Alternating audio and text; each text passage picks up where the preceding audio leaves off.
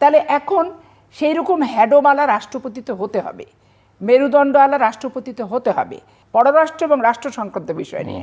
তাইলে মন্ত্রিসভাতে পেশ করার বিষয়টি বিবেচনা করবেন। অ্যাডভোকেট পাপিয়া, এই রাষ্ট্রপতি নির্বাচনের পরাজিত প্রার্থী কর্নেল অলি আহমেদ তিনি বলছেন যে গণতন্ত্র এখানে নিয়ন্ত্রিত। তো এত অভ্যুত্থান, এত বহুদিন পর একটা নির্বাচন, 6 মাস সরকার পার করলো, গণতন্ত্র কি নিয়ন্ত্রিত? আচ্ছা, গণতন্ত্র নিয়ন্ত্রিতের আগে একটু আমি বলে নিই যে রাষ্ট্রপতি শাসিত সরকার যখন থাকে তখন কিন্তু রাষ্ট্রপতির ক্ষমতা সর্বোচ্চ থাকে, আর সংসদীয় পদ্ধতির যখন শাসন ব্যবস্থা থাকবে অবশ্যই প্রধানমন্ত্রীর ক্ষমতা বেশি থাকবে। কিন্তু এই যে ক্ষমতার ভারসাম্য বলে যারা চিৎকার দেয় তারা যদি 48-এর অনুচ্ছেদ 5টা খুব ভালো করে পড়ে তাহলে দেখা যাবে যে এইখানে সব কিছু আছে। এখন অনুচ্ছেদ 5-এ কি আছে?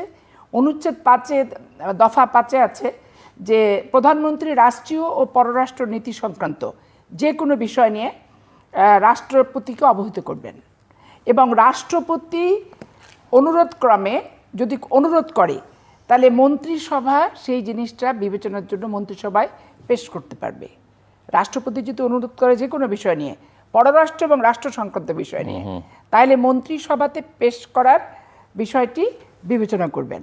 তাহলে এখন রাষ্ট্রের যে কোনো বিষয় নিয়ে রাষ্ট্রপতির কিন্তু একটা সুযোগ আছে, আর পররাষ্ট্রনীতি নিয়েও কিন্তু সেখানে আছে।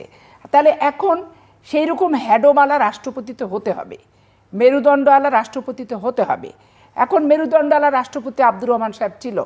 আব্দুর রহমান সাহেব দেখবেন 96 সালে জেনারেল নাসিম যে কু করছিল, সেই কু কিন্তু একাই কুপাকাত করে দিয়ে ঠিকই নির্বাচন দিছে 96 সালে। এবং বিএনপি এত কিছু চড়াই উত্তরায় ষড়যন্ত্রের পরও, আমলাদের ষড়যন্ত্র ছিল, তারপরেও কিন্তু 116টা সিট বিএনপি পেয়েছে। তারপরে আপনি ইয়াজউদ্দিন সাহেব যে প্রকৃতির রাষ্ট্রপতি, এখন এই প্রকৃতির রাষ্ট্রপতি তো আপনার এই যে কোনো জিনিস অনুরোধ করবে না রাষ্ট্র এবং আপনার পররাষ্ট্র নীতি সম্পর্কে মন্ত্রিপরিষদকে বিবেচনা করার জন্য, কারণ সে তো এমনিই মাস্টার মানুষ, তারপরে তো বন্ধুকে নলের মুখে যা বলছে তাই করে দিচ্ছে। এখন বিএনপি আসলে রাষ্ট্রপতির রাজপথের বেইমানি করা ছাড়া রাষ্ট্রপতি এই প্রথম মানে কি, আব্দুর রহমান বিশ্বাস তো ছিলেনই, আর এই 15 বছরের ভিতরে তো আমরা একবার ছিলাম 8-এর পার্লামেন্টে, আর নাই। একবারে মাঠ লেভেলের রাজনীতি করার যে ব্যক্তিটি, এটা আব্দুর রহমান বিশ্বাস এবং হচ্ছে মির্জা ফখরুল ইসলাম আলমগীর। এখন স্বাভাবিক কারণে আমি মনে করি যে ওনার সেই গার্ডস পার্টস, সেই শিক্ষা সব কিছু ওনার আছে। উনি যদি মনে করেন রাষ্ট্রের প্রয়োজনে আন্তর্জাতিক সম্পর্কের ক্ষেত্রে যে কোনো জিনিস প্রধানমন্ত্রী ওনার সাথে যখন আলোচনা করবে, তখন মন্ত্রিপরিষদে ডিকটেট করে যে এই বিষয়টা বিবেচনা করার জন্য আমি সুপারিশ করছি, তাহলে এটা উত্থাপন করে আলোচনা হয়ে একটা রাষ্ট্রপতির যে ক্ষমতা আছে সেই ক্ষমতার প্রয়োগটা হলেই কিন্তু যথেষ্ট, আলাদা করে কিচ্ছু প্রয়োজন নাই। এখন আমরা 48-এর দফা 5 তো পড়ি না, শুধু রাষ্ট্রপতি আর প্রধানমন্ত্রীর ক্ষমতার পরিবর্তন করেন এগুলি। আর আপনি যেটা বললেন যে গণতন্ত্রের নিয়ন্ত্রিত কিনা, কারণ এই কথা তো বলছেন কেউ, যেমন কর্নেল অলি আহমেদ। এখন দেখেন, পরাজিত প্রার্থী অলি আহমেদকে নিয়ে আমার কিছু 2 রকম ধারণা আছে। যেমন উনি 91 সালে যখন মন্ত্রী ছিলেন, একজন সৎ মন্ত্রী ছিলেন, করিতকর্মা মন্ত্রী ছিলেন, এটা আবার অস্বীকার করার কোনো সুযোগ নাই। উনি মুক্তিযোদ্ধা ছিলেন, আছেনও, মুক্তিযোদ্ধা তো একবারই হয়, আছেন।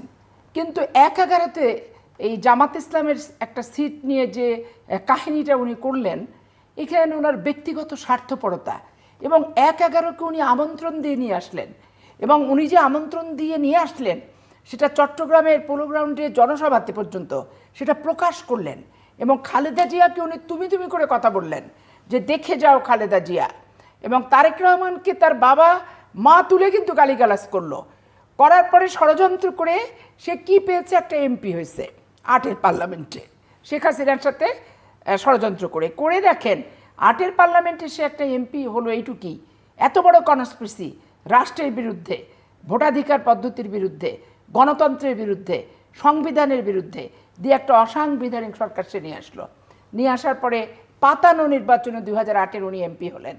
তারপর থেকে এই যে শেখ হাসিনা একচেটিয়া বাংলাদেশে থেকে গেল, ভোটারবিহীন নিশি রাইত নামে মাত্র আমি জামের নির্বাচন, এগুলোর দায় কি বি চৌধুরী আর অলি আহমেদের নাই? এগুলো দায়ের জন্য কি বাংলাদেশের জনতার কাঠগড়াইদের দাঁড়ানো উচিত তা বলেন? লজ্জাহীনের মতো জামাত ইসলাম প্রার্থী করলো, আর উনি প্রার্থী হয়ে গেলেন জেনে বুঝে। উনি পরাজিত নিশ্চিত জেনে উনি প্রার্থী হলেন, মনে করলেন কি একটা স্ট্যান্ডবাজি। ঠিক একাকারুর মতো ষড়যন্ত্র করে বক্তৃতা দিলেন যে বিএনপির লোকেরা আমাকে ভোট দিবে। কি কু উদ্দেশ্য, কি কু ইঙ্গিত যে দলীয় শৃঙ্খলা ভঙ্গ করে আমাকে তোমরা সমর্থন করো। হ্যাঁ, এরকম একটা বক্তৃতা উনি দিলেন। এটাতে হলোটা কি?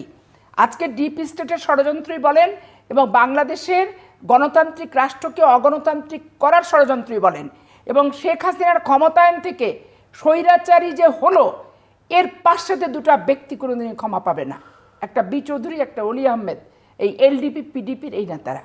আজকে তারা আবার নতুন করে সোচ্চার হয়েছে। তারা বেগম জিয়াউর রহমানকে তুলে তারেক সাহেবকে গাল দিচ্ছে, আবার বলছে আপনি দেশের জেলাতে যে রাত্রি যাপন করেন না।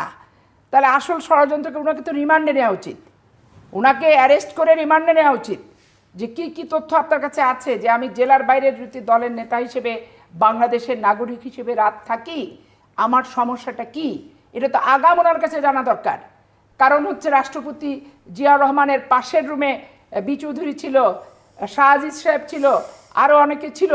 তারা কি চমৎকার, ঘুমেরও ব্যাঘাত ঘটেনি বুলেটের শব্দে। কিন্তু রাষ্ট্রপতি জিয়ার সমস্ত ওই দেশপ্রেমের আর ইসলামী জাতীয়তাবাদ বলেন আর বাংলাদেশি জাতীয়তাবাদে বলেন, এই লাশটা যখন 1 নম্বর কক্ষের মেঝেতে লুটিয়ে পড়ল, আর সেই প্রথম বাংলাদেশ আমার শেষ বাংলাদেশ, জীবন বাংলাদেশ আমার মরণ বাংলাদেশ, এই গানটি যখন উচ্চারিত হলো, তখন সেই ষড়যন্ত্রকারীরা কোথাও কিন্তু তাদেরকে জবাবদিহি করতে হয়নি, আইনের আশ্রয় নেয়নি, রিমান্ডেও তাদেরকে নেওয়া হয়নি। তার কারণটা কি ছিল? যে শেখ হাসিনাকে বাংলাদেশে আসার অনুমতি দেয়া 17 দিনের মাথায় জিয়াউর রহমানকে হত্যা সংগঠিত করা হয়।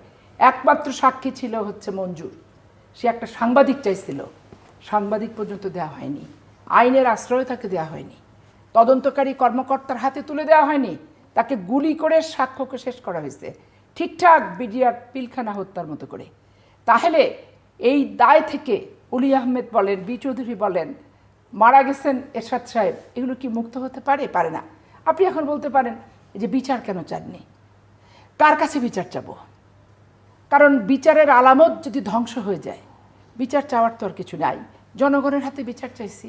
জনগণ বারবার দেশনেত্রী বেগম জিয়াকে নির্বাচিত করছে, সম্মানিত করছে, ভালোবাসার প্রতীক হিসেবে তার সাথে থাকছে। তৃণমূল 1-11 এত ষড়যন্ত্র তৃণমূল উপেক্ষা করে বেগম জিয়ার পক্ষেই ছিল। এইটাই তো জাজমেন্ট, এটাই তো রায়, এটাই তো বিচার। এই বিচারটাকে বেগম জিয়া জীবন দিয়ে জীবনের শেষ লগ্ন পর্যন্ত কিন্তু মেনে নিছে। তুচ্ছ তাচ্ছিল্য করে যতই বলুক মানে তৎকালীন সরকারি দল, কিন্তু শেষ বিচারে বেগম জিয়া বিজয়ী।